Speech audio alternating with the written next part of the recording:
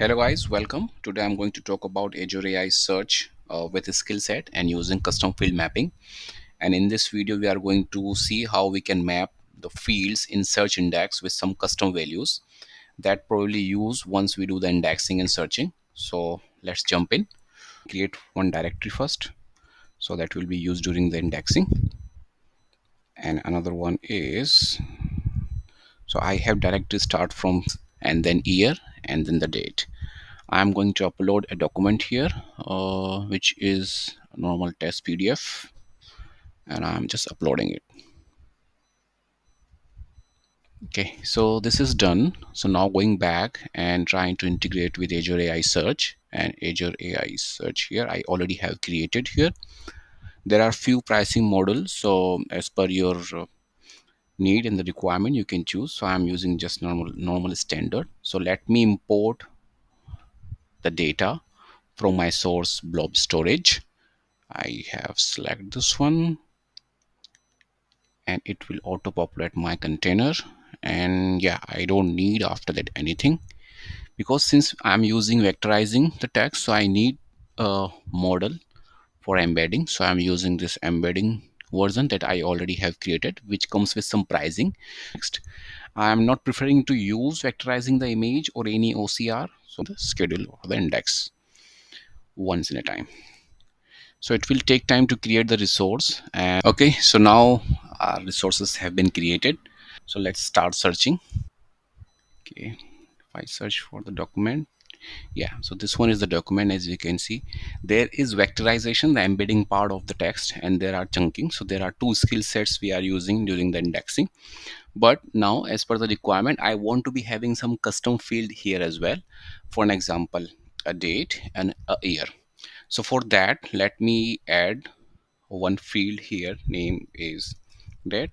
In string retrieval, yes. Filter, yes, I want to apply filter. And some then facetable, yes. Another one is year, which is same. I'm preferring here. And then okay, so this is my further setting. And back and search for the information. As you can see, these are coming null. Okay, so now I want to bind these information with my custom data that is available there. Now I'm going to do some changes here. So this is my index and this is my indexer. So let me give a background before that, like how it is happening. So once we are using skill set, cracking means it is happening in indexer side. Then field mapping is actually also happening from the indexer side. And then there are skill set execution. Skill set execution, let's quickly jump back. So we have two skill set execution right now. So there is one is splitting the text and to make it chunk documents, and the another one is embedding. So that is a numerical representation of the text or the tokens. So that helps during once we are going to integrate with OpenAI. We have one more need that we want to be do the custom field mapping on top of it. For an example, any extra information that I want to be stored during the indexing. So going back here, as you can see in this document here, document cracking, field mapping from the indexer side, then skill set executions linked with the skill set that I just have just shown to you. It will do the index, it will do the skill set execution, and after that it will map with the fields, and then it is pushed to the index. So that's how it is happening over here once we are using the skill set. So I have already created the fields. Now I want to link back. So let's start from here, indexer, and this one is my indexer here.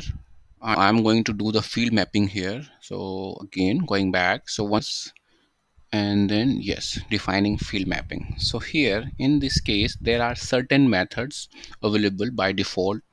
Top of that, I can apply certain functions as well. These are the basic defined functions, but if you want to do some custom skill set to be applied, then you can create your own skill set as well.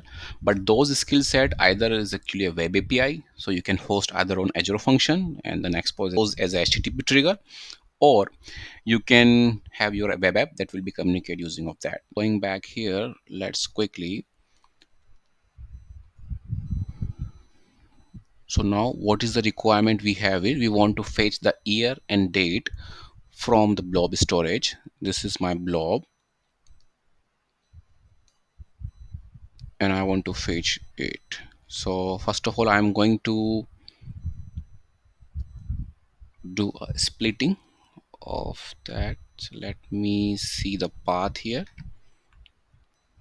So this is my path. I'm going to apply something here. Okay, so this is my path and I'm going to split by character slash. Okay, so I can see there is the position that I want to be having here by fourth, it by fifth position. Okay, so now I am going to apply this field mapping function over here. So I will be using the same. Important thing is that you need to be define a source field or target field before you are going to do the field mapping. So I am going to use here the path because I'm going to use a path here. Okay, and then I am using here.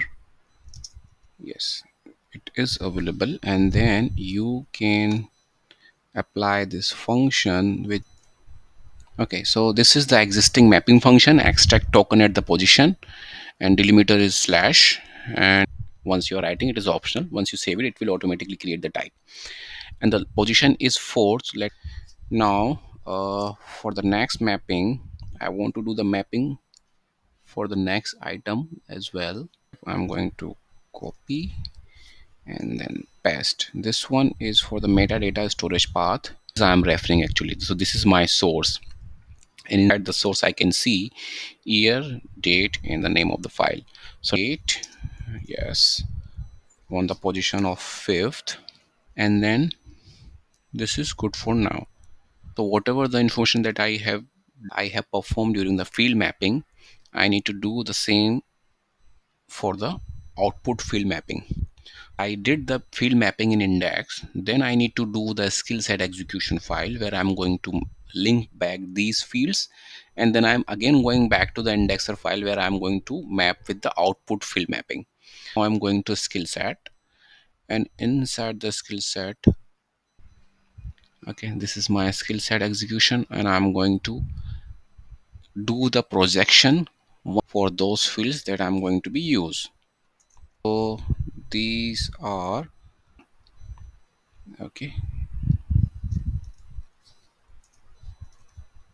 and then this is date. This is also a date. Okay, now I'm going to save it here. Going back to the indexer again, and now I am checking here output field mapping. I'm going to do this part of the implementation, okay, as well as this one.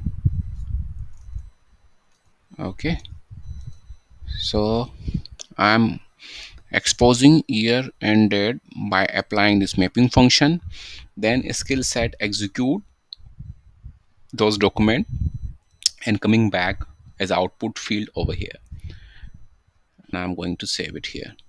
This have been saved, either I will reset the index or I will create a new index. So the easiest to create an index, I just quickly copy from the JSON. I just did that and I will delete it. Once I delete back, I can go and add index by the JSON and I save it here. Once I have it 747, I can go back and do the binding with the vector again, so it will be having the right API keys link. So this is done. Let's verify it. Okay, because this is really fresh. Now I am going to again start the indexer 747 and I'm going to start now. Able to process the document here. Now I'm going back 747 search. Now we can observe that we have this date and year which have been fetched from the document path, and that helps to during the searching, sorting, once you are doing the searching and sorting from the index, it will be help a lot. So that's pretty much for this video. The next one will be, so now we will be integrated with the OpenAI. So till then, thank you for watching and hope this will be help you during your exploring part of Azure AI search. Thank you.